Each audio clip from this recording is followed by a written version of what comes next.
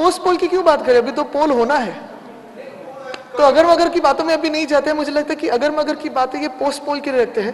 अभी के लिए हम 11 उम्मीदवार जो हमारी फुटबॉल टीम है 11 की, उसे गोल मारना है और उसी के लिए हम चुनाव लड़ रहे हैं।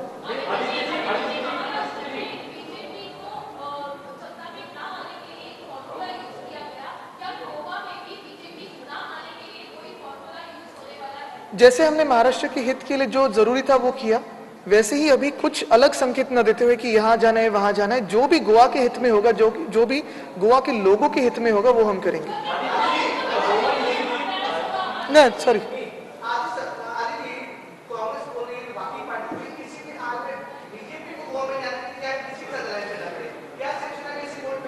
हमारी किसी के साथ जानी मानी दुश्मनी है नहीं। ये राजनीतिक जो विचारधारा है वो अलग होती है। हमारी विचारधारा शाश्वत विकास की है, दोस्ती निभाने की है, विश्वासघात करने की नहीं है। और हम जो भी वचन देते हैं वो कर दिखाते हैं, जैसे पर्रिकर साहब के हिसाब में हुआ अभी। और हम अभी जो भी वचन गोवा को देंगे वो कर दिखाएंगे, वही हमारा मानना है।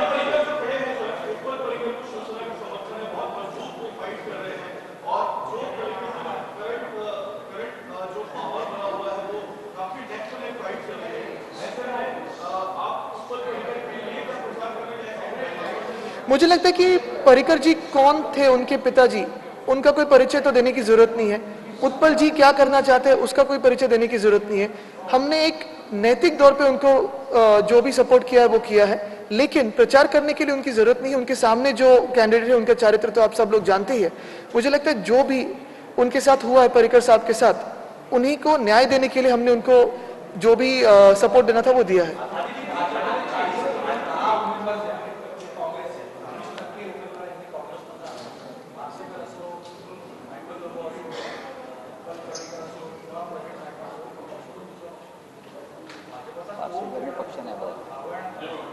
मला वाटतं जर आपण बघितलं असेल महाराष्ट्रात असेल देशभरात असेल, पॉलिटिकल FDI भाजपमध्ये जास्तीत जास्त असते उमेदवारांसाठी, आणि जी कोर भाजप असते ती हल्ली मागे पडत राहिलेली।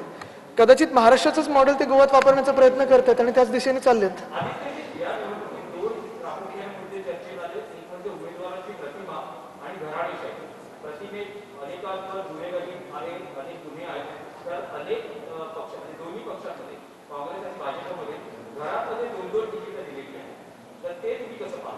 मला वाटतं एकच महत्त्वाचं आहे की ह्याच्यात घराणेशाहीमध्ये जेव्हा आपण बातचीत करतो तेव्हा एकच आहे की त्या व्यक्तीला काम करण्याची आवड आहे का, ते खरंच त्यांनी किती काम केलेलं आहे, किती वर्ष त्यांनी काम केलेलं आहे, कसे लोकांबरोबर वागतात, काय त्यांचं कर्तव्य, काय त्यांचं कर्तृत्व, हे सगळं बघूनच तिथे आपण बघणं गरजेचं आहे। अर्थात एकामेकांवर हे टीका तर करतात। आज पण मी बघितले सगळे पेपर भरून आलेले आहेत, ऍड्स आहेत, मीडिया हाऊसेसमध्ये ऍड्स आहेत, पण लोकांना माहिती आहे काय करायचं। आणि शिवसेनेचे जे 11 उमेदवार आहेत त्यांच्यासोबत भक्कमपणे गोव्याची जनता उभी राहील ही मला खात्री आहे।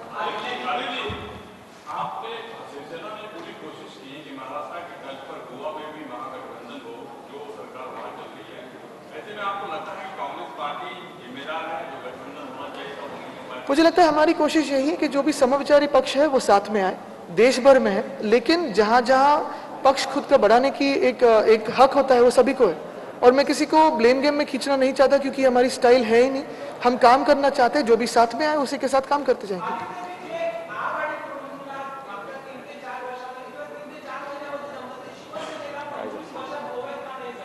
कारण आम्ही मैत्री जपणारा पक्ष आहोत आणि विश्वासाने पुढे चालणारा पक्ष आहोत। आम्ही नुसतं कुठेतरी सत्ता आली म्हणून दुसरीकडे मशरूम होण्यासाठी येत नाही, तर आम्हाला लोकांमध्ये राहायचंय आणि लोकांचं काम करायचे।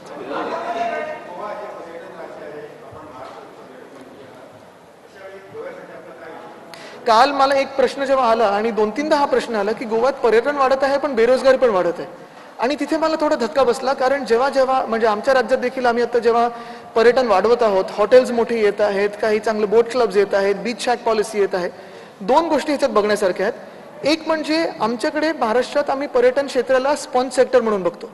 महाराष्ट्रात जर आपण बघितलं मागच्या 2 वर्षात जास्तीत जास्त पॉलिसी रिफॉर्म झाले टुरिझम मध्ये। आम्ही एका सर्वे मध्ये नंबर 1 वर पण होतो बिग स्टेट्स मध्ये पॉलिसी रिफॉर्म्स मध्ये टुरिझम साठी। पण ते करत असताना कोविडच्या नंतरच्या काळात आम्हाला स्पॉन्ज सेक्टर म्हणून आम्ही टुरिझम म्हणून बघत आहोत। जास्तीत जास्त नोकऱ्या, रोजगार, स्वरोजगार तिथे आम्ही निर्माण करू शकू असं क्षेत्र म्हणून बघत आहोत। पुढच्या 3 वर्षात तुम्हाला त्याचा इम्पॅक्ट दिसेल।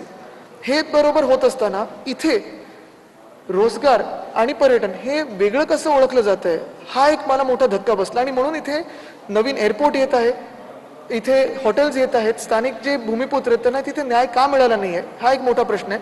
जर आपण बघितलं असेल गेल्या 50 वर्षाचा शिवसेनेचा जो इतिहास आहे, जेव्हा आम्ही स्थानिक भूमिपुत्रांबरोबर बोलतो, जिथे जिथे गरज होती तिथे तशी ट्रेनिंग देऊन स्थानिक लोकाधिकार समिती असेल, भारतीय कामगार सेना असेल, यांनी त्या तिकडच्या मुलामुलींना नोकऱ्या देण्यासाठी ट्रेनिंग दिलं, स्किल डेव्हलपमेंट दिलं.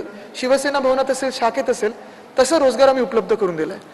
दुसरी गोष्ट म्हणजे जेव्हा जेव्हा आम्ही कोकणाच्या विकासाबद्दल बोलतो, कुठे ना कुठेतरी एक भावना असते की कोकणाचा विकास झाला पाहिजे, हॉटेल झाले पाहिजेत, पण आत्ताचं जे गोवामध्ये सुरू आहे तसं होऊ देऊ नका.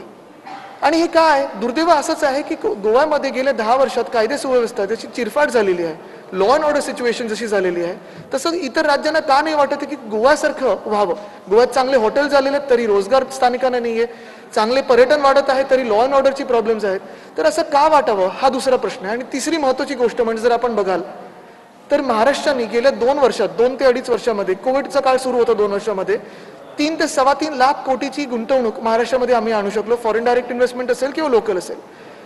95% MOUs जे झालेले ते एक्झिक्यूट झालेत, लँड अलॉटमेंट झाले, कामं होणार आहेत, भूमिपूजन झालेली आहेत. तिथे मॅन्युफॅक्चरिंग इंडस्ट्री आल्यानंतर रोजगार महाराष्ट्रात वाढणार आहे. मुंबईत असून आम्ही इतर सगळ्या राज्यांबद्दल पण देखील आम्ही बघत असतो, पेपरमध्ये ऍड्स येत असतात की इथे गुंतवणूक आली तिथे आली, पण गोव्याची अजूनही कुठेही मी मुंबईत किंवा महाराष्ट्रात ऍड बघितली नाही की गोव्यात काहीतरी नवीन झालेलं आहे. आणि मग ह्याला जबाबदार कोण आहे? इकडचं स्थानिक जे काही राज्य सरकार आहे ते आहे की केंद्र सरकारमध्ये बहुमत असलेलं ज्यांचंच इथे राज्य सरकार 10 वर्ष ते आहेत. आणि हा विषय मला वाटतं गोवेकरांनी विचार करण्यासारखा आहे.